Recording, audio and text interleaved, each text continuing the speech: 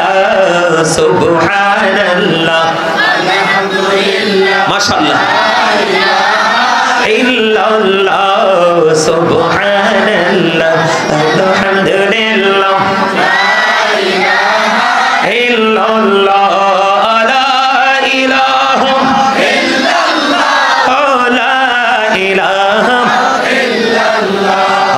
নামের সাথে নবী সাইয়া জড়ে আল্লাহ পাঠাইলা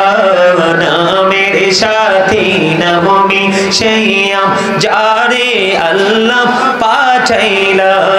নিজে আল্লাহ দোস্ত বলে তার প্রেমে মজিলা সুবহানাল্লাহ আলহামদুলিল্লাহ মহব্বতে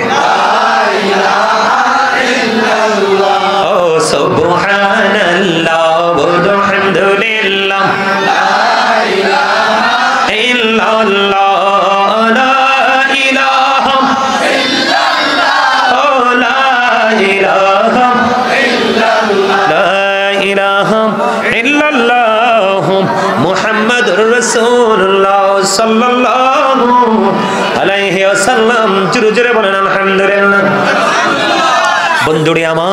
আমার দিকে তাকান সবাই মনটা খুলে শুনেন নবীজি কেমন রহমত কেমন নিয়ামত বন্ধু এবার কি করলেন আমার দিকে তাকান আবু হুরায়রাকে নিয়ে বন্ধু গন্তব্যে চলে গেলেন যাওয়ার পরে নবীজি দেখলেন একটা দুধের পেয়ালা নবীজি জানতে চাইলেন এই দুধের পেয়ালা কোত্থেকে আসলো ও বন্ধু নবীজিকে জানিয়ে দেওয়া হলো ইয়া রাসূলুল্লাহ ইয়া হাবিবাল্লাহ নবী গো এই দুধের পাত্র আপনার জন্য দুধের পেয়ালাটা এসেছে হাদিয়া এবার নবীজি যখন শুনতে পারলেন এটা নবীজির জন্য হাদিয়া এসেছে নবীজি একটা ডাক দিয়ে বললেন আবু হুরায়রাকে যাও যাও সুফফাবাসীদেরকে ডেকে নিয়ে আসো সুবহানাল্লাহ বলেন না কেন দুধ কয় পেয়ালা দুধ হলো এক পেয়ালা প্রথম দিকে কিন্তু আবু হুরায়রা দুধের পেয়ালা দেখে খুশি হয়ে গেছে ও নবী গো আপনার কাছে আপনার সাথে এসে তো আমার লাভ হয়ে গেল ওই দুধের পেয়ালা খেয়ে আমি পরিতৃপ্ত হয়ে যাব পেটের খিদা আমার আর থাকবে না নবীজি যখন বলল যাও না সুফফাবাসীদেরকে তুমি ডেকে নিয়ে এসো এবার আবু হুরায়রা চিন্তা করতেছে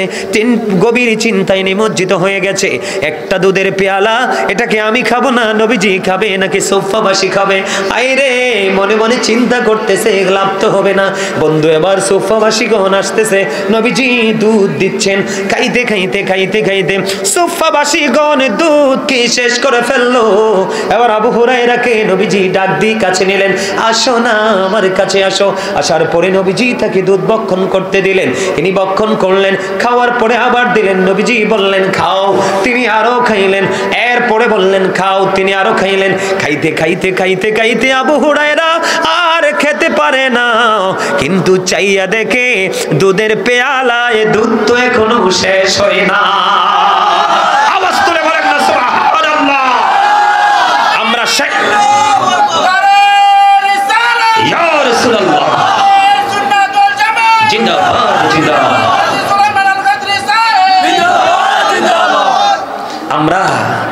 আমরা এমন নবীর গোলামি করছি যেই নবী আমরা যখন হতাশ হয়ে যাব তখন আমাদেরকে আশার আলো দিবে কথা কন না কেন আমরা যখন রাস্তা বলে যাব আমাদেরকে রাস্তা দেখিয়ে দিবে কথা কন না কেন